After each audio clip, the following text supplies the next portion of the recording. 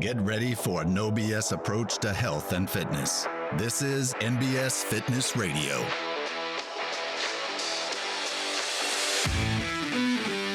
What's up? Welcome back to NBS Fitness Radio. I'm here with the Christopher Hape. Is that how you pronounce it? It is French. Hape. Hape? Yeah, yes. And so today what we're going to do is Chris is going to ask me questions about the gym, about owning a business for 10 years. We recently hit our 10-year anniversary. We opened up. Funny thing, I don't actually know the date we opened up, which I think is kind of funny. And the reason is because I opened the LLC on one date. I started working out of the gym on one date, and then I opened the gym to the public on a different date. And it was like 3 months. It was like I did one in July, one in August, one in September, and something else in like November. So I was like, let's just go with November as first as the open date. But recently hit our 10-year anniversary, and we figured this would be a good opportunity to answer some questions and kind of tell the journey, tell the story. Chris also owned a gym. How long did you own your gym for? Just over 10 years. Okay. Yeah. Perfect. Over 10 Cool. years. So we got two 10-year gym owners here, and this would be a good opportunity to kind of just share some stories, answer some questions. So I'm going to pass it off to Chris and see what you got for me. All right. And it's funny how you stated how you started and did it on different dates, because we did very similar. You know, we got our LLC, then we didn't start, and I was doing personal training already, so I didn't really need to open the business, and then it finally eventually opened, so I couldn't tell you the day we started. My life depended on it. And I guess my first question, and because I've gotten asked this before, is why did you start? And looking at the timeline, like if you look at the timeline of when you started, when was it? About 2011? 2011. So coming off the heels of the economic crash, Yeah. like not the most advantageous time to start a business. Why then, and why did you feel like you had something to offer that didn't already exist in the market? Well, I would say I was 25 and basically completely unaware of the economic crisis. I mean, So like, true. it happened when I was like my senior year of college, but I wasn't plugged into the financial rhythms or anything. I just was like, oh, something happened, but I didn't know. Yeah. So when I graduated college, I originally wanted to be a college strength and conditioning coach. But I got an opportunity to come back up to Memphis and run a D1 sports training, which is like a sports development facility. Yep. I decided that really wasn't where I wanted to be. I thought I was going to go back to PT school. So I went back and took all my prereqs and started doing like PT hours, like shadow hours, and was personal training at a commercial gym while doing that. Okay. So I never really thought I was ever going to be a personal trainer. I kind of thought I was going to be a college strength and conditioning coach. And I was still like applying to college strength and conditioning jobs while doing all this. I kind of thought that was where I was going to end up. But I started personal training, like, I kind of like this, and realized, I'm really good at this. I was doing 60 build hours of PT at like my peak. And I was like, well, I'm going to make less money if I go do physical therapy. Right. And I'm going to have student loans. So that doesn't seem like a good idea. But I did not fit in well with the commercial gym. I was going to say, where's the cutoff? I was like, there's got to be something, because I know I had one. I wanted to hear what yours was. I butted heads with my management to like the highest degree. It was kind of funny because I was making them a significant amount of money personal training, but none of them worked out. It was a big commercial gym. They worked on the complete opposite side of the weight room. Never came in. Like I could go down this rabbit hole, but like an example. I was gonna say we can go down that rabbit hole a little bit. I just butted heads with them. Like they would get on to me about wearing a hat backwards while I was working out. I was like, this is the dumbest fucking rule. Sorry. I was like, they were like, David, they would come down from on high from where they, worked. Yeah. And would come walking through the weight room and just come pinpoint me out and be like, you know, you can't have your hat on backwards. I was like, there's 30 people in here, all with freaking hats on. I was like, if you're not like, don't just come in here and force the rule on me, or you're supposed to be you're supposed to set an example. It's like, but you're not, even if I take my hat off, you're not going to go tell them and be like, you like Dave. Yeah. You're not going to say shit to them. So this isn't a real rule. So stop acting like it's a real rule. Yeah.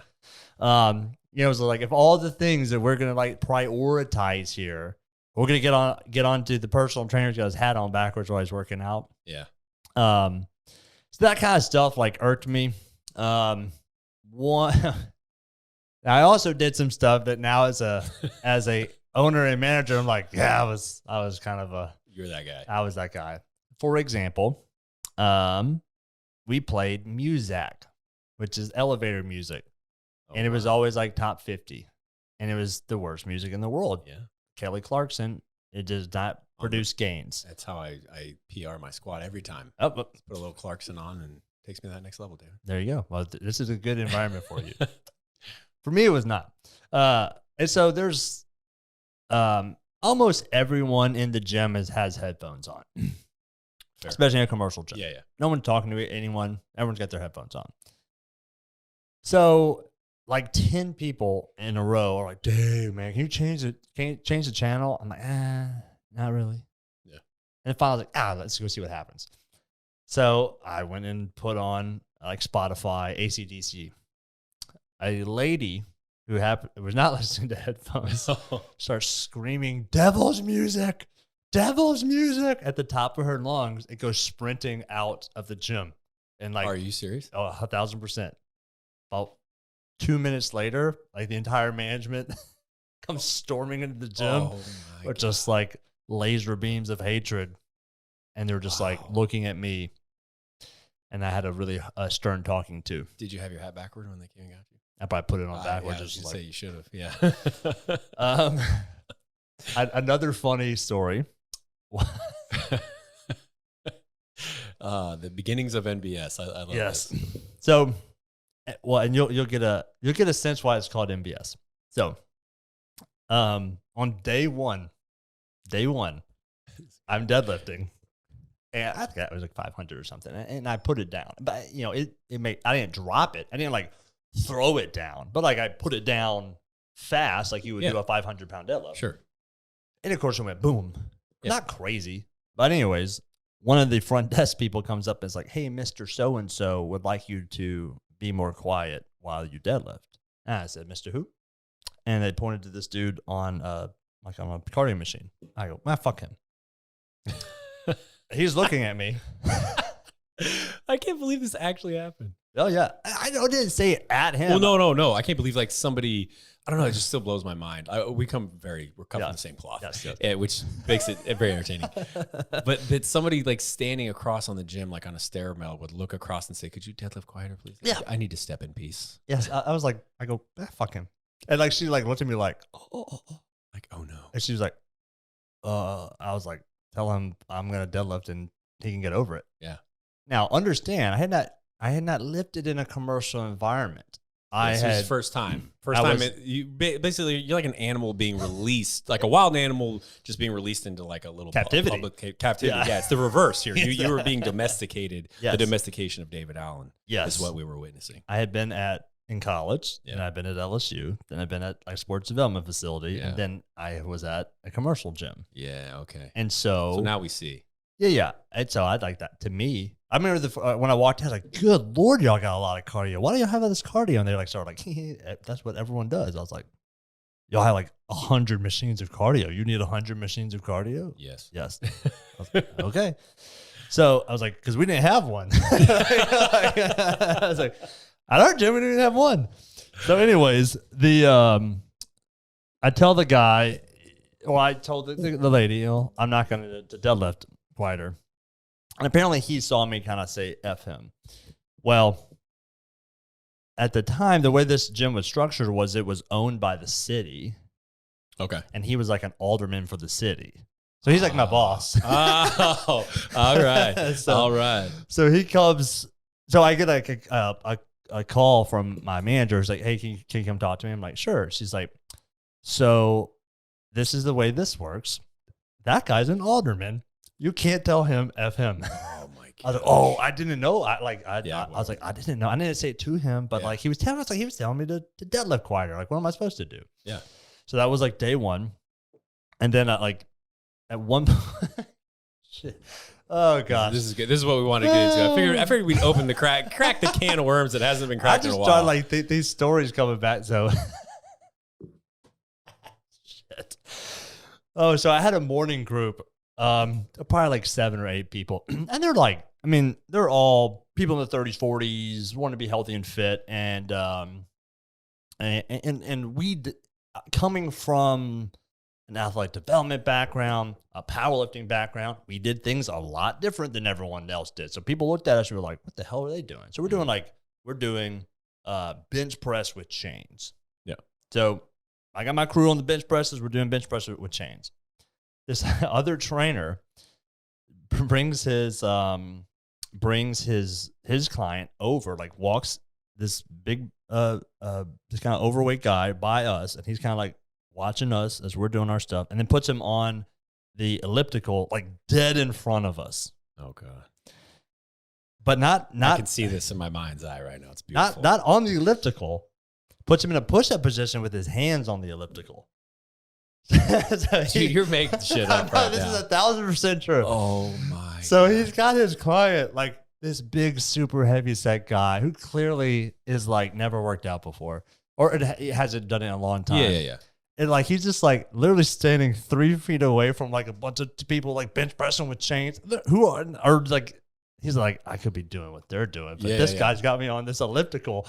Bear crawling to nowhere. Yes, the infinity bear crawl. Oh my god! And he just had, and like that's all he would do with people is like all these like super weird, silly, dumb bullshit exercises. Yeah.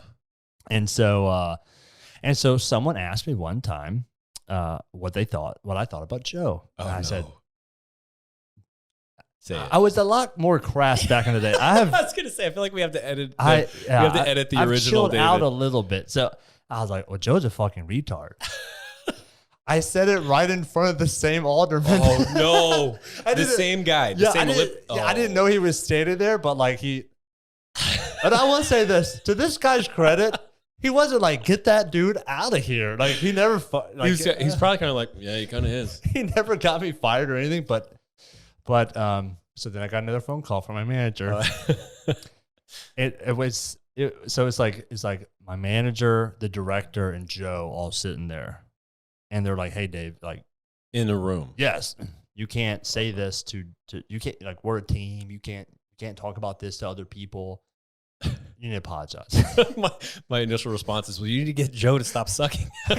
So it's like I go, okay, Joe, I'm sorry for calling you a fucking retard. We good?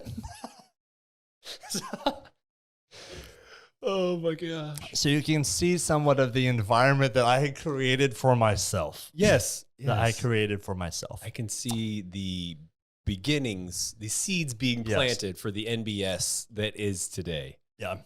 And at the time, I was hyper entrepreneurial without really knowing it. I grinded hard. I was just like, I wanted to change people's lives. I want to help. And I was like, I'm better than everyone. It wasn't like, I truly believed, I was like, I'm the best coach here. Everyone needs to be training with me. Yeah. I do everything better. And it wasn't like an egotistical thing. That was just like, that was just a belief in myself. Yeah. And I was like, I'm the only one that's writing programs. Everyone else is just making shit up as they go. I'm the only one tracking people's results. No one here does nutrition. Cool. I'm going to start doing nutrition coaching. Hey, I want to start doing nutrition coaching for my clients. How can we set this up? Well, I don't know. That's not really what we do. Okay, cool. Fine. I'll do it on my own. Hey, this is how much it costs to do nutrition coaching with me. Yeah. And that kind of stuff would happen. I would put up flyers for my morning group. I had a Saturday, Saturday boot camp thing I had going on. I put up flyers throughout the entire place. I got like a ton of people who were interested in it. Yeah. But then the manager was like, David, you can't put up flyers throughout the gym. I was like, why not? Yeah. Why can't I? Like, you got to talk to us about these things. It's like, and I had never worked in like a corporate environment. I didn't know. That was just the kind of things that I was doing. And I I had a email list, and I would write like a monthly newsletter. I just put out information. Yeah. And I ended up, I was doing that, but it became such a pain in the butt because I had like a pretty decent sized newsletter, and people would be like, hey, can you resend me that one or this? And I was like, I'm just going to do a blog. This is when people started doing blogs. Yeah. I was like, I'm just going to do a blog. So I bought the website, mbsfitness.net. MBS Fitness came from me and another guy, like joking that we were doing MBS training. Yeah. So no BS training. I've heard that. Yeah. I've heard that, like people talking about, for some of your OGs talking about like, oh, I was back with David at so-and-so place when it was just called like, we're doing no BS training. Yeah. That's what it's called. That's legit. And someone like asked me like, what are y'all doing? And I was like, it's MBS training. And they were like, what's that? I was like, it's a secret, like underground. And it was really just me being a aggressive or a frictional human. Yeah. Yeah. Basically 100%. insinuating that what y'all are doing is BS and what we're doing is challenging the status quo. Yeah. 100%. You just 1000%. say like, wait a second, hold on, time out. Like this is not what we need. Everybody doesn't need this. Yeah. This will work for some people, but not for what we're looking to do. Yeah. So, so people started calling me the MBS trainer. They're doing MBS training. Nice. And I was like, well, I'll call my website MBS Fitness. And I started doing a blog. And that's how it started. So truly MBS Fitness started as a media company. Nice. Just an educational company. That's funny. Then I started kind of being like, I'm not a good fit here. Eventually you got there. I eventually realized I only applied to one PT school and didn't get in because I was like, I don't know if I want to do PT, but I went through this year of stuff. So like, I'll just throw it out there and see what happens. Yeah. And it just so happened to be the first year that they took online applications. So their applications like quadrupled. Oh yeah. And so I lucked out. I mean, I'm like, thank God I didn't get into PT school. Nothing against PT. It just wouldn't have been the thing for me. Yeah, I wouldn't have done this. Yeah. So I didn't get into PT school and I was like, all right, I'm full bore training. That was it. So I was like 5 a.m. to 9 p.m. Saturday, Sunday. When do you want to train? Let's do it. Yeah. I have a high capacity, I think for work, for energy. I could train 60 hours a week and it not drain me at all. Yeah. And in fact, I'm a people person. I like being around people. Yep. It motivated me and infused me with energy. The more I did it, the more energetic I got, if that makes sense. Yeah, I know that's not the same case for some people. Some people get drained if they do a 20, 30 hour training week. Yeah. And I had that, whatever reason I could do it. Yeah. So I was just growing. I got to the 60-hour billable build, 60 hours a week. Yeah. But I was like, I'm not meshing well. I had moral disagreements with the way that they ran their business. That was going to be my next question. Yeah. I have major moral disagreements with the way that the fitness industry runs as a whole. And I was like, I can't be here. Yeah. So I started looking at other places. And some of the things I was looking for, I was like, I want a management level that works out and is fit. Gotcha. I want a place that's going to help me develop, help me. The way most commercial gyms work is they go, oh, you want to be a trainer? Cool, you're hired. Good luck. Yeah. If you do well, we do well. If Yep. you do bad, we don't care. It doesn't cost us anything. See you later. There's no development. Yeah. I was like, I want to develop. I want someone to pour into me. I want someone to help me become better at this stuff. Yep. So I just started looking around at other gyms. And I couldn't find that. Yeah. And it doesn't exist in the commercial spectrum. Yep. So, and I don't know where I had the idea, but originally, like I knew there was like a room available at the old D1 I was training at. I was like, well, maybe I'll just kind of go back there. Let me rent the room, Somehow, I don't know if that fell through or what, but then that kind of built into the idea of, like, well, I'll just open up my own gym. Yeah. And so that's kind of how it came about. Is you may have noticed, but I don't have a lot of I don't have a governor on my ideas very much. When something gets going in me, I've noticed. I go. Yeah.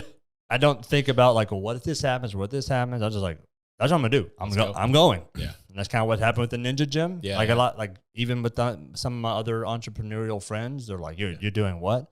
Yeah. Like, when did you have this idea? I was like, I don't know, 6 months ago. Like in 6 months, now you're just there. I was like, yeah, this is a great idea. And like, I have to do this. Ready, fire, aim. It's just like, let's go. And so that's kind of what happened. I was just like, once I decided like, this ain't the spot for me. This is the direction I want to go. I'm going to go do it. And I just did it. Yeah.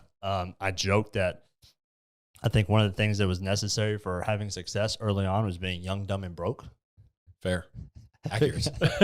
It's a like, heck of a motivator. I have no idea what I'm doing, so I have no idea what I'm getting into. So I don't know any of the pitfalls. Exactly. If I mess up, I got plenty of time to correct my life, and I'm broke, so it's not like I got anything to lose here. So on top of it, there's nothing better. Yeah, like it's like you can't break it because it's already broken. Yeah. The system was broken. You identified that. I think that, like for me too, that was step one. It was like I didn't know where I wanted to go, but I knew it wasn't there. Yeah. So I could I did an about face and just ran as fast as I could in the opposite direction. It was like I want to run into some stuff, but it's got to be better than where I just came from. Yeah. 100%. Yeah, and, there was no business decision behind it. I mean, I think I was probably, I remember a call kind of like, well, if my clients pay me this and I'm giving this percentage to the gym, then I could go here. And of course, that's not the way it works, in case anyone thinks that. Because like, guess what? You now absorb all the expenses yourself. So I remember like making pretty good money, there. Oh yeah. To like, I didn't take a single dime of profit for the first 3 months of owning the gym. Yeah. And like, I canceled my TV at home. I wouldn't run the AC or the heat. I would just be like, I'm either hot or cold tonight. 100%. I would eat like ramen and tuna. Yeah. That's what I ate. Yeah. I was like, I was like, I was like, I'm gonna cut every expense I have, and I'm gonna live like a nomad. Yeah. To make this gym work. So yeah, that's kind of what I don't know, inspired me to open the gym. Yeah. Yeah. So I love that. And one of the things that I've gotten asked, I guess, a lot, and you kind of touched on a little bit, was like when you talked about the hat backwards piece, which I absolutely loved. I got knocked many times for my attire, but was kind of the idea behind rules versus principles. Yeah. And, what it sounds like, and you said that you had some moral differences with the gym, is that idea that you wanted to run something based off principles that aligned with your individual views and values, rather than conform to basically a profit machine that was designed more as a business. Talk us through a little bit more of those values and what really, once you kind of hit the ground running with NBS, kind of just, ass in your hand, trying to figure it out as you went, what were those values that were guiding you? Like what is those things that no matter what, because I got a couple questions later that I think are going to boil down to, but what started it? Like, what were those core things that you were like, this has got to be part of the being of NBS? One of the core values is that you have a moral responsibility to take care of the body that you live in. You live in your body. You don't live in your car. You don't live in your house. You don't live with your iPhone or your fucking watch or on your social medias or any of that bullshit. You live in your body. Your soul exists in your body. And you have to treat it like it's freaking important. You got to treat it like you're going to live in it for 80 years. And we live in a country where people don't freaking do that. And it has a negative impact on them, and it has a negative impact on everyone else. To sit there and think that you live in in an isolated chamber where your decisions about your body are only affect you is completely horseshit. That's not the way it works. And the fitness industry markets itself with the idea that it's there to help you become fit. But when a facility prioritizes putting you on a recumbent bike where you can watch your Fox News or your CNN and drink your coffee and then never do anything that actually is moving you in the right direction of becoming more fit. In other words, you spend all day in a seated position in front of machines, so now you come to the gym, we're going to put you in a seated position in front of a freaking computer screen. That's wrong. The health halo. It's not giving anyone any guidance, any accountability. And that's who and look, you could sit there and argue like, hey, people, freedom, they can do whatever they want. Yes, they can. Yep. But if you as a gym build your business model around that, you can't say that you're in the business of getting people fit and healthy. You're not. Yeah. You're in the business of taking people's money with the facade of health and fitness. Yeah. And I didn't like that. Yeah. At all. No. And so, like when I opened MBS Fitness, it was meant to support and prioritize people who took health and fitness seriously, and to create an environment where people saw that. I think around the same time, Planet Fitness was kind of coming around, and their whole thing is like no grunts or what do we call them? No meatheads or whatever. Yeah. And the problem with that is like, in this journey of health and fitness, you need to be exposed to people ahead of the journey, farther ahead in the journey, and farther behind you. You need to have some contrast and some comparison to remember where you've come from and where you need to go. And when you put people in an isolated community where either they are only all super advanced people, arrogance ensues, and there's no pointing back into the future. And if you put people in an environment where it's all new people, then no progress is ever made. Yep. And those are terrible. So when I first opened MBS Fitness, our whole thing was equipment, atmosphere, and guidance. I wanted to provide equipment or that was actually knowledge, not guidance. Equipment, atmosphere, knowledge. I want to put people in an environment in a facility that had the equipment necessary to support them in their goals. And sometimes that meant you needed another monolift and not another treadmill. Yeah. I wanted to put people in an atmosphere that was motivating, but also accountable, and also push the limits a little bit. I didn't want them to be in a comfortable environment. I wanted them to be in an environment that was saying, hey, do better. Reach your potential. In here, you're expected to reach your potential. Period. To do your best, try harder, reach your potential. If you have a 500-pound squat and your potential is an 800-pound squat, you haven't reached your freaking potential. Step it up. Yep. If you have a 300-pound squat and your potential is a 300-pound squat, fucking right. Yeah. That's awesome. And I wanted to create an atmosphere that was telling truth to people and providing them with knowledge. And that's what MBS started with, was providing people with the knowledge necessary to have success. So those kind of the values that we kind of first started with. It was prioritizing those things.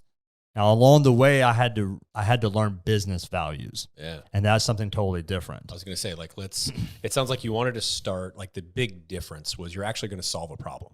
But you were just going to solve it by just taking their money, and kind of that, I don't want to say the lie, but the lie that a lot of us are told, myself included, that $15 a month, $10 a month, whatever it is, or the better way I like to put it is the access to equipment was my problem. That's why I wasn't getting where I wanted to go. Commodity of equipment. Yeah, exactly.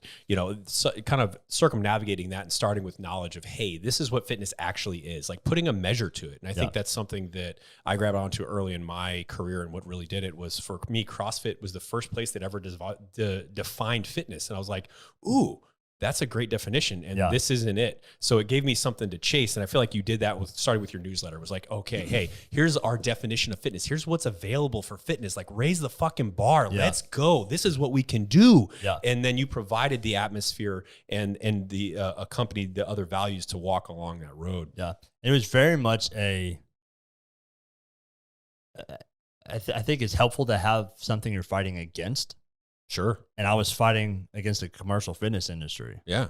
I still am. Yeah. Oh, yeah. So we will be till the end of time. I didn't start I didn't start my gym to be rich. Yeah. I didn't start my gym to, because I wanted a place to work out. Yeah. You know, Yeah. I didn't start my gym to be able to run things the way I wanted to run them. Yeah. I started my gym because I was like, this is horse shit. There's a serious problem here. Yeah. Yeah. Like, you guys are bullies and someone's got to step up to you and kick your ass. Yeah. So let's go. Let's That was kind of why I started. So and I think that's kind of a little bit different from a way, like maybe like culturally people think businesses start up. Sure. You know, it's like we started the business with a goal in mind and an enemy that we were fighting. Yeah. And that's 100%. how it started. Yeah, You know? absolutely. And I think that's I know I couldn't have done it without that fuel. Yeah. Like, cause it is a grind. I mean, Yeah. it's day in, day out, especially, and we'll dive into this in a second, like with the business aspect of it is you are learning on the fly. You know, you come in from a personal trainer background, you know, I did very much the same and I was making great money. Yeah. You know, I took a 100% drop Yeah. in went from making salary some to none. to zero for a long time. Yeah. And even then when we made money, it was profitable, but it was enough to pay bills. Yeah. Like it wasn't anything lavish, but we were making a difference. Yeah. And I knew what we were fighting for. Yeah. And I knew and I think more importantly for me is it helped develop what I stood for as a person. Yeah. I was like, I know what I stand for and I may not agree with these other things, but I know what I'm chasing because it's easy to get pulled in a million different directions. Yes. But I knew what I stood for and those things are fine. If that's your thing, do your thing. Cool. But this is what I believe is the absolute best solution to a problem, not just an answer. Yeah. You know what I mean? I think there's answers which is like, oh, I need a gym membership because I'm out of shape. That's an answer. Like, here you go. Like, that's an answer. But is that going to solve the Yeah. problem? No. We want to solve the problem. I want you to get in shape for the rest of your life. And I want you to know what getting in shape means, which is what you started, with those values. Yeah. So as you were going along and as you alluded to, you learned a lot of business lessons. Yes. So talk us through that. What, how did you start to evolve? Because I know there's a piece in there from you going from more of the powerlifting into more of a functional training eventually, Yep. and we'll walk through that, but kind of walk us through the baseline of that business sense first. Yeah. And there's probably 2,000 I could bring Yeah, up. yeah. We'll go top couple. But I'll try to talk about one, and then if I think of another one, and if you think of one, you can ask too. But I think one big lesson I learned throughout the process was that if you own a business, you own a business, and you have to treat it like a business. I don't own a gym. I own a business. Yeah. Now That's a great distinction. Now, my gym solves the problem of fitness, and we are very passionate about it. But I had to run it like a business, and I think a lot of people think that their passion. There's a book called The E-Myth, and it's basically it's the idea that if you're passionate about something, you should own a business in that. It's like, maybe not, because if you're passionate about fitness, cool. If you're not passionate about business, your business will fail. Yeah. So I had to learn to become passionate about business. Kind of going back to okay, we're fighting the machine of the fitness industry. Well, that requires me to study finance, to learn accounting, to learn how to appropriately run my books, to read P&Ls, to track metrics. Well, if you're like, I don't really care about that. I hate money. I hate finance. And that's not my thing. I'm into squats and stuff. Cool. But then you don't beat the enemy, because the enemy gives a shit about that. Yep. You're studying that stuff. And guess what? If you're not willing to study it, they're going to beat you. You're going to lose. You're going to fail. Why do businesses go out of business? Because they're not run as businesses. They're run as little hobby shops. Yep. And that's what happens. And so I had to learn to shift from, I'm a personal trainer who likes being in the gym, to I'm a business owner. Yeah. I had to learn to prioritize the business. Until you own a business, you only see things through two perspectives: the perspective of the customer and the perspective of the employee. And so you see things and go, well, if I was a business owner, this is how I would run it. And meaning you would prioritize it from a customer perspective, or you would prioritize it from a employee perspective. Yeah. The problem is, anytime now, in every situation, it has to be good for the business, the employer, the staff, and the customers. If there's a situation that's bad for any of those, it falls through. True. It's got to be good for everyone. But you cannot have a sustainable solution that's amazing for the clientele, okay for the staff, and terrible for the business. Yeah. You can't ever have a situation that's bad for the business. You can have situations that are good for the business, good for the staff, and good for the clientele. Yeah. And that's the only sustainable way.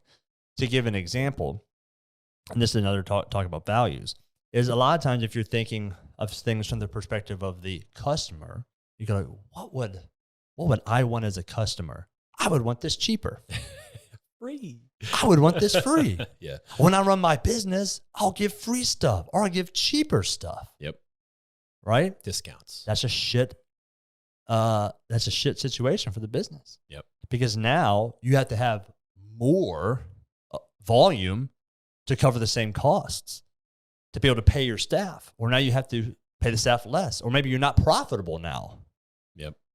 Or you offer a worse product. Oh, yeah, right. So it's like something that always suffers when the decrease in cost is your primary goal. Bingo. Right. And there's only three things you can ever really compete on. It's customer service, product quality, or price. And you don't want any of those to go down. If you drop price, the other two suffer, right, significantly. Well, the question I pose to people is like, okay, how do you feel going to a McDonald's versus going to a Ruth's Chris? Yeah. McDonald's product is shit. Sure. It's going to taste bad. It's not going to be good for you. You're going to feel like shit when you're going to feel terrible. The service is going to be terrible. There's a chance that they actually there's a less of a chance that they get it right than if they get it wrong. Yes. Right? Chances are astronomically high that they're going to mess your order. But you're going to pay less than $10. Heck yeah. It's going to be fast, yeah, the same calories. It'll be an answer. You're hungry, there's an answer. Bingo. Versus the first Chris. Versus Ruth's Chris, where the opposite is true. Yep. You're going to spend far more than $10, but it's going to be a really great product and amazing service. You're investing in a meal, yes, versus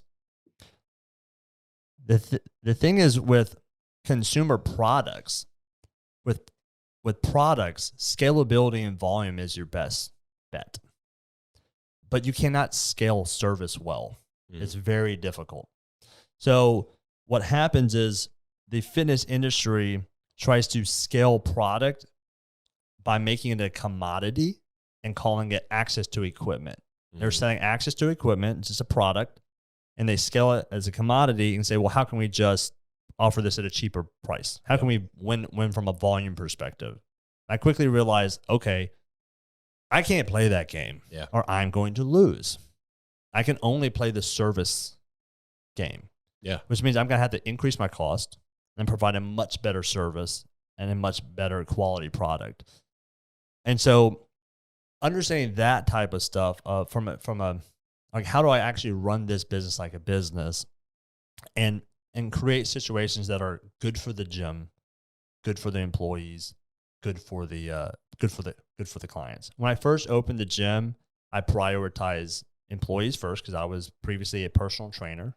The situation was great for the trainers. It was great for the clients. It was not very good for the gym.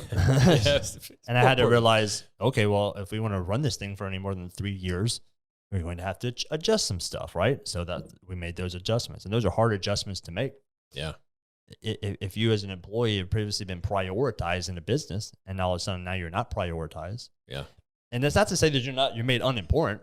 Our staff is the most important thing that we got. Yeah. But I can't have a situation that's great for staff and terrible for the gym. Yeah. That's not sustainable over the long run because eventually the gym closes, which is bad for the gym. It's bad for staff. You guys lose your jobs. It's bad for the clients. They don't have a place, right? Yeah. So having to kind of realize that stuff. Another one being like fairness. And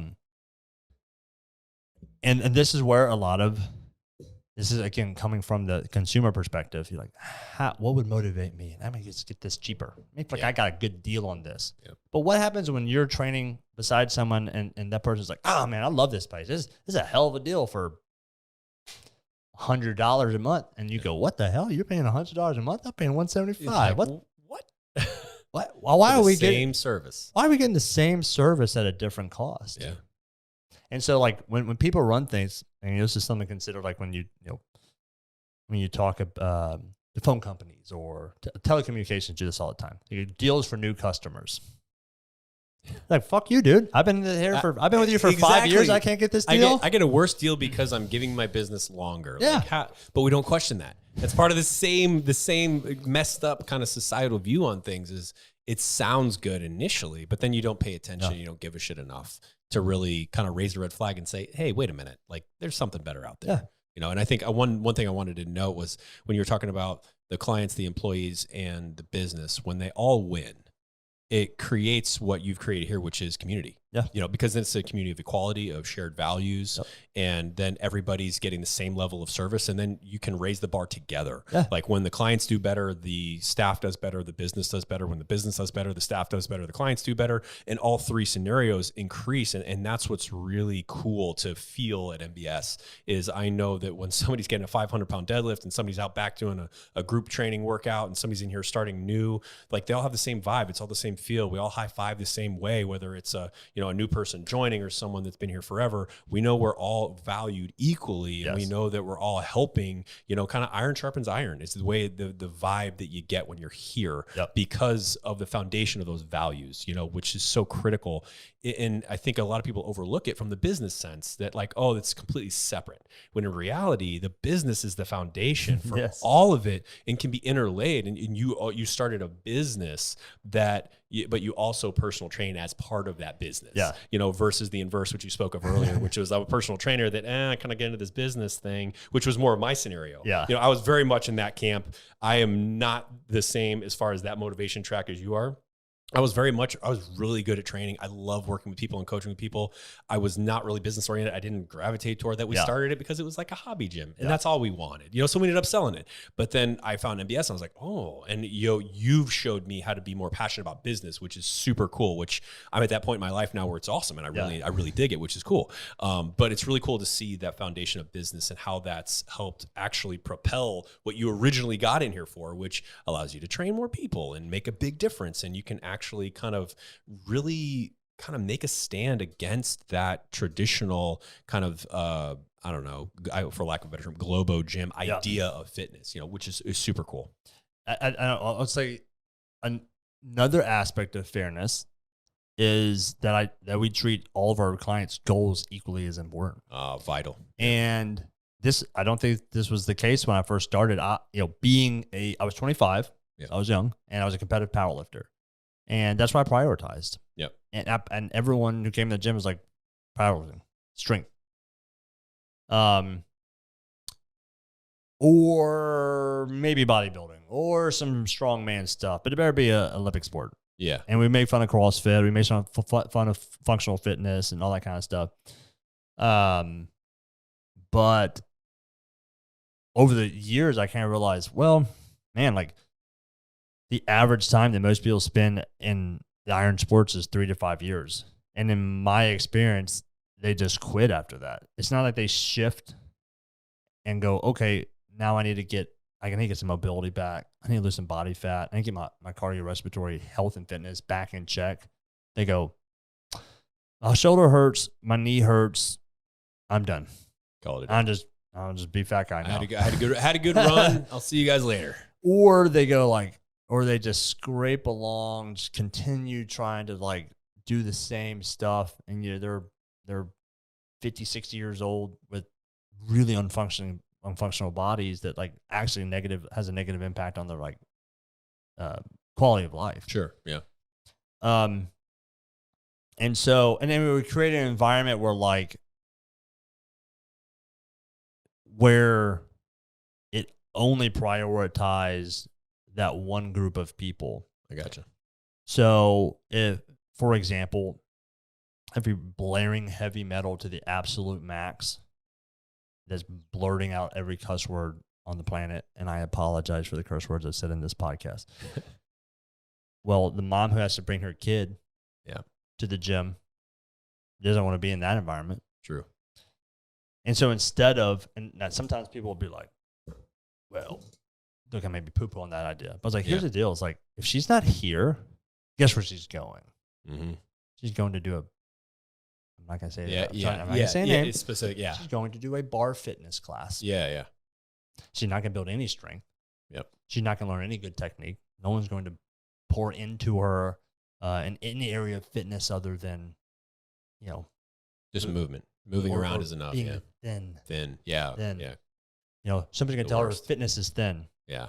So I had to learn to be like, okay, can we play heavy metal music that we can still hear each other talk at? That's not saying the F word every other second. Yeah. Where you still get a great training environment. You can still deadlift heavy. Sure. But that 45-year-old mom or that 40-year-old like mom of 3 who found this place and this is her only opportunity to actually be exposed to like real fitness goes like, I love it here. Yeah. It's kind of, I think you have to toe a line, where you're not taking the edge away because like you told about before, you want to create an environment where you're a little uncomfortable. You're like, oh man, like I'm going to have to step up to be here. Like you want that, but not so much that it's elitist where it's like, you have to pull 500 pounds for 5 to be able to walk in here. Yeah. And for us to celebrate you. Yeah, exactly. Yeah. 100%. Right. Exactly. And I think that's been a maturity change in myself as I've gone from realizing like, we've got to start pulling everyone up, and we can't look down on everyone. And the reason we look down on people is not because the reason I ever looked down on anyone was to pull my or elevate myself. Sure, it was to justify what I was doing, what I thought was right at the time. right. Yeah. It's this way of going. Like, I mean, it's just logically, you're like, okay, does being absurdly obese in terrible cardiovascular shape and with zero mobility, is that really good for you? Yeah. Is that? Right. Yeah. It's hard to go like, I know what I'm doing is bad, but I'm doing it because I have this one singular goal, and eventually I'll flip-flop it once I've hit this goal. Yeah. That's not what most people do. Yeah. Most people go, running stupid, yoga's stupid. Having abs is stupid. Yep. And then what happens is you tear your pec. Yep. And now you can't bench anymore. And now you don't work out at all. And then instead of addressing that lie that you told yourself and you told everyone else, instead of addressing that and go like, I was wrong. Okay, I got to flip it around a little bit. Yeah. You just sink deeper down into it. Yep. And that's not good. I didn't want that for people. I saw that happen. Yeah. Over and over and over again. It wasn't like people were like moving from powerlifting to health or powerlifting to bodybuilding or powerlifting. They were just going from powerlifting to not training. I was like, well, shit. Yeah. That's not good. These are your brothers and sisters here that are on that journey with you, and all of a sudden they're falling off. Yeah. You're like, whoa. Like, I started this to be the solution to the problem, and all of a sudden it's not here. And I think that's a huge lesson, is that lesson of humility of like, but I also think it kind of ties back to, if you don't have a base level of understanding of what your values are and why you're doing what you're doing and what you're really fighting, then you can't adapt. Yeah. So you're able to kind of take that slice of humble pie and be like, ooh, I really love this. And there's nothing wrong with this. Like, this is great. And I want to keep doing this, but how can I soften that edge for that mom that's coming in, that's got 3 kids, or that person that loves running, that wants some cross training? Yeah. How do I do that? So I think that's awesome. And I've seen a lot of that adaptation and that humility walking along that, like being able to stand up and say, man, the methodology or the sport I chose is not right for me. Yeah. But I'm not done. Yeah. I think that's huge. And I think that helps pave the way for what you've kind of created now, which is super cool. And if I say for myself, and much like you, like I came into training through sports. Yep. So I came into training through sports, and then I did, I did sports development. Yeah. Then I did powerlifting. Then I did bodybuilding. Then I did strongman. Then I did Olympic weightlifting. Then I did endurance racing. And I was exposed to all these things. I just went, okay, of all these things, I kind of like powerlifting the most. Let's do that for a while. But I had that background of having done all that other stuff, and I never had this idea that I'm never going to train again. And once this is done, I'm done. Yeah. But if the first thing you come into is a single modality taken to the maximum competitive level, and you've never experienced that other stuff, or if you've guarded yourself against it and kind of like looked down upon it, you don't have that to fall back on. Yeah. So like, I mean, I went through the humble pie eating. I ate a big old giant one. Sure. When I tried, me included. Yeah. Yeah. When I stopped powerlifting. Yeah. But I had all that background of having done all that other stuff. And literally I went like, I'm tired of feeling like I'm not an athlete again. Yeah.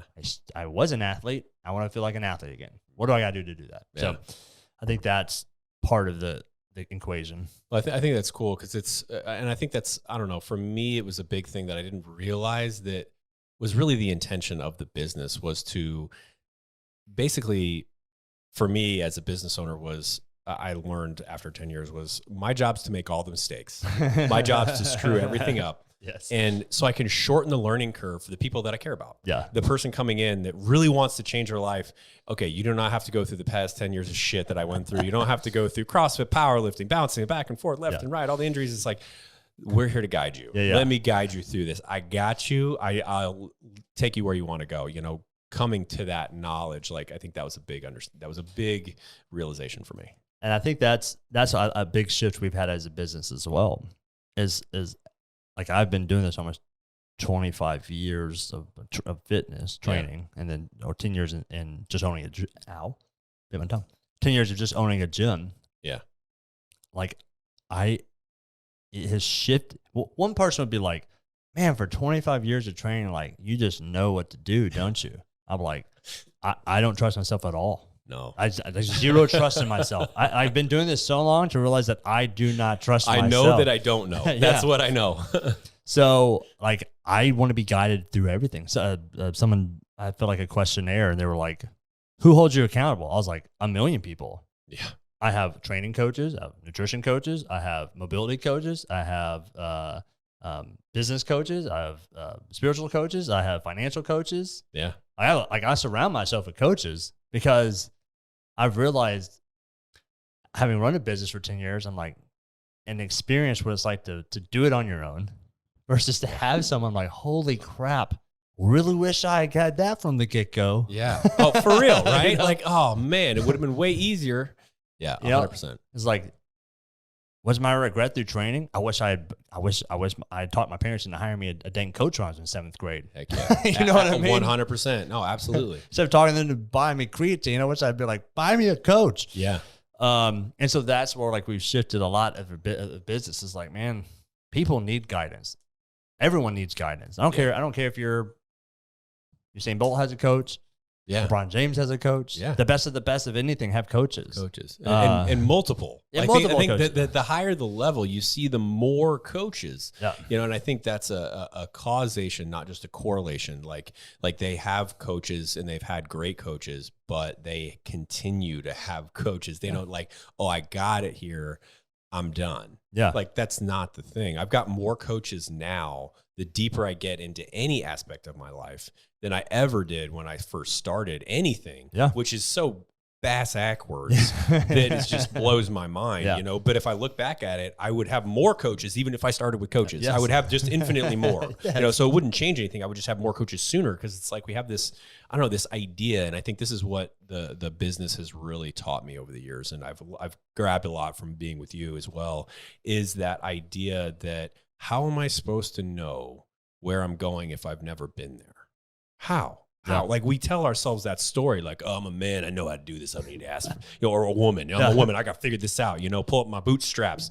That's the biggest load of bullshit I've ever heard. Everybody learned, even grit. Everybody learned that from watching somebody, from emulating a parent or a mentor. You learn that stuff. And there's some intrinsic stuff in people, and people are created differently, and we have different drivers, 100%.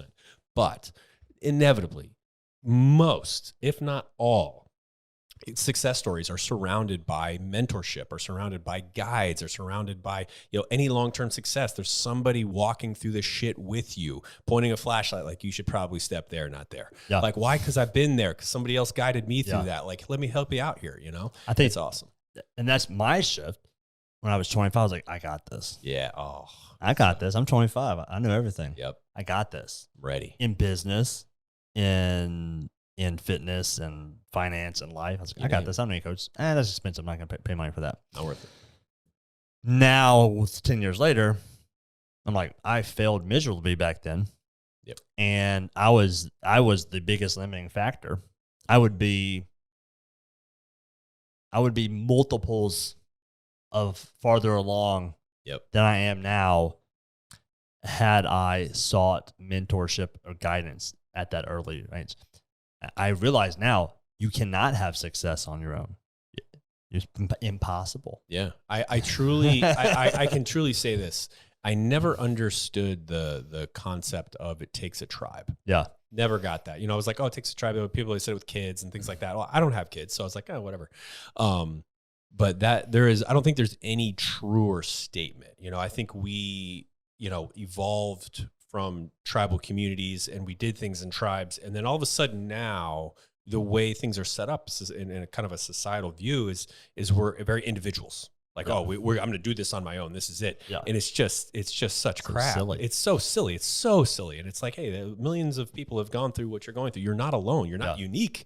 Like, let's go. We can do this together. I think it's this concept that's so funky. I also think like lots of people's definition of success is like, well, I got better. Yeah. Yeah. Well, so like my thing is like, I hired my business coach 5 or 6 years in. A little over halfway, I think. So now knowing what I know, I'm like, holy crap! What if I had started with this? Oh, if I had started with breaking this, my heart, yeah. and so the thing is, you're like, did I grow? Did we grow? Did we change lives in the first 5-6 years? We did. Oh, sure. But compared to where we could have been, we failed freaking miserably. Yeah. Those 10 pounds you lost, just getting up in the morning, just doing it on your own. Compared to where you could have been, you failed freaking miserably. You didn't have success. Success isn't the definition of making progress from where you currently are to where you used to be. Success is where you used to be to where you could be. Yeah. That's fucking success. That's it right there. So I failed the first 6 years of business, and it took 6 years of failure to realize, holy shit, I cannot do this on my own. Yep. It took, I don't know, 20 years of failure in fitness to realize, crap, I can't do this on my own. That's why we've shifted our business to going like, why do we do NSIs? Why do we set people up with services? Because you can't do it on your own. If you could, you would have already been there. You don't need me. Yeah. If access to equipment got you in shape, we would have an in shape freaking country. It'd be amazing. We don't have that. If it worked, you would be there. It doesn't fucking work. So that's why we have shifted our business to like, it's not equipment, atmosphere, knowledge. It's atmosphere, or it's community, guidance, and accountability. Ooh, that's the shift. Drop right that's there. what actually. That's what actually gets the results. Yeah, absolutely, no question. And I think you're besides the shift from the original 3 values to I would say transforming into the 3 values you just listed was the definition of success. Yeah, is I think defining success for people and for ourselves and for our businesses is just as vital as defining fitness early on was for the fitness industry, for those of us that were essentially swimming upstream. Yeah. It was the first little nugget that we saw was like, ooh. And then what you did with the values just then and success is really what moves the needle. It's what makes a difference. It's the special sauce for the individual that's trying to find a solution versus a simple answer. Yeah. That's it right there. I think eating that humble pie and being like, what's your definition of success? I don't care if I get there. Like, well, I mean, it's like, I don't need to wear the crown. Yeah. I don't need to be able to pat myself on my back and say, look what I did. Yeah. I don't care. I want to win. Yeah. I want to get there. I want to get to top of Mount Everest. Yeah. I don't care if I have to have an entire Sherpa group help me to get there. That's all I want to get there. Yeah. I'd rather get there and be like, yay, we did it. Yeah. Than be like fucking dead on the side of the mountain trying to do it myself. Well, and I think too, like the way you describe that is so, I think crucial is it's yay, we did it. Yeah. You know, it's lonely at the top if you get up there by yourself. Yeah. You know, what the saying, I think Simon Sinek says is to go fast, we go alone, but to go far, we go together. Yeah. And there's no truer statement in my mind. And I think that's what creating that equality through service, employees, and business allows you to create that community, define success as a community, which is powerful, which inevitably creates a movement of millions, which inevitably creates that fight that we started with. Yeah. Of like, hey, you know, how are we going to make this fight? You know, starting with that value at the beginning and then adapting and transforming and being willing to kind of go through that fire, that agoge, if you will, to get to the other side and to be able to turn around and reach a hand back. Yeah. Not to be able just to get there, to turn around and put your hands out and say, guys, this is the way to the next phase. There could be a million more behind us and we got to go a lot further, but I'm not going to be able to get there without y'all. Yeah. You come with me. You know, that's what's fucking cool. And that's what makes a community and what makes a business worth being behind and being a part of, Yes. which is freaking awesome. Yes. Another concept for you is you don't know how to utilize a coach until you had a coach for a significant period of time. And it isn't until you've actually, so it requires a coach to reach expertise, but you don't even know how to properly use your coach until you've reached expertise. I never even thought about that, but that is so true. Because, I mean, you just think of like the conversations that you and I have, both at relatively same experience levels on a lot of stuff. I'll go, hey, Chris, here's my goal. Like today, I said, you know what my goal is, and kind of here's where I'm at. Here's kind of my nutrition game plan. Yeah. But I need you to, you know where I'm trying to go. I don't trust myself. Yeah. Is this right, or am I kind of off on this? And you'd be like, nope, that's right. I like it. Or, Dave, that's a little too much, man. I think you should do X, Y, Z. And like when you first have a coach, like when I first had a business coach, the first stage is just do what I tell you. Just do what I tell you. Yeah. I'll explain why or whatever, but you just got to do what I freaking tell you. And I was like, oh, but if that's not the way we used to do it, and if we do that, then this man, just do what I tell you. Just shut up and listen. Just shut up and listen and go. Like, okay, I'm gonna do what you tell me. I don't trust you. Yeah. I don't trust you at all. No, because this isn't the way I've done it ever before. Nope. But okay, fine, I'll do it. Oh shit, that worked. You know, you're like, hold up. Okay, well now that worked, and now I kind of understand. Like you were telling me do this because X, Y, Z, and now I'm kind of seeing that play out. Okay, what's the next thing? And then eventually you like, okay, now I'm seeing the bigger picture. Now I have an understanding of why we do this stuff. Now I'm at the point as a business owner where a lot of my coaches do 90-day sprints. It's like, I don't need to tell you what to do necessarily. Like you kind of know at this point what to do, but I got to keep you accountable. I got to keep you in the right direction. And I got to help provide you resources. So a lot of what will happen is we'll do the 90-day sprints and I might go, wow, and this thing happened. Well, I want to do this. I'm like, Dave, hey, your goal is this. We can't do this and this without diluting our time and energy and resources. Yeah. Let's focus on this. All right, cool. And a lot of what our talks are like, it's not this big, long kind of implement all these giant things. It's like, what's the one thing that you can do that's going to be the most impactful? Let's just do that. Yeah. You know, and so like I might come to them and go, I'm thinking about doing X, Y, Z, What do you think? I like it. What do you need? I need this. Okay, I'm gonna get that to you. You go execute and help hold you accountable. So now I know I can utilize my resources as coaches better. Yeah.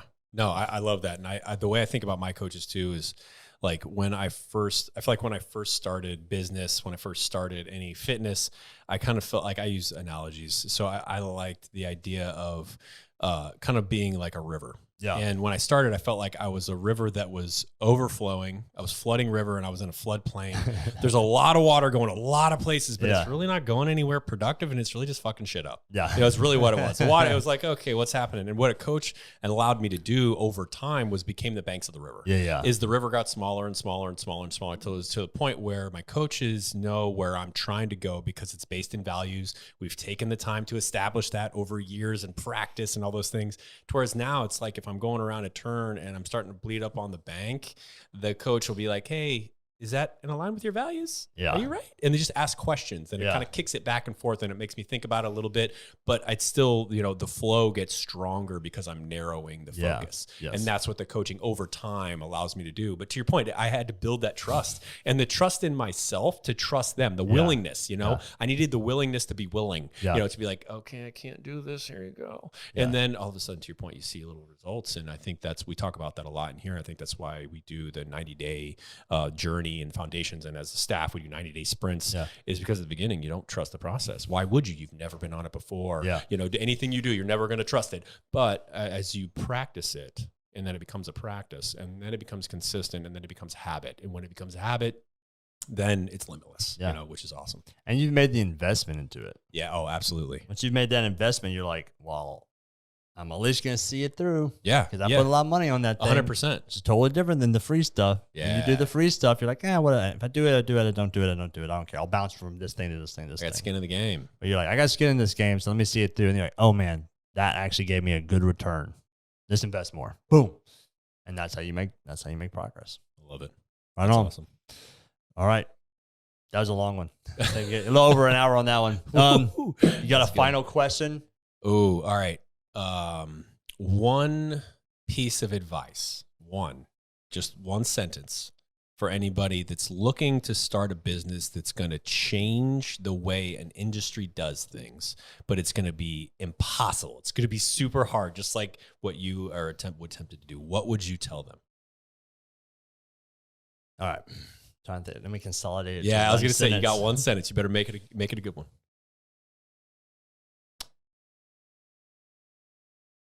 If your business is the only avenue to make the world a better place, there's no other option, no one else is doing it, then you have a moral responsibility to make it successful, and therefore you should do absolutely whatever it takes to find success. Love it. Boom. Period. Exclamation point. All right. Good finish. NBS Fitness Radio out. Thank you for listening to NBS Fitness Radio. If you enjoyed the podcast, be sure to share it with your friends, follow us on social media, and check out our website at www.nbsfitness.net. Hit the subscribe button and tune in next time for more NBS Fitness Radio.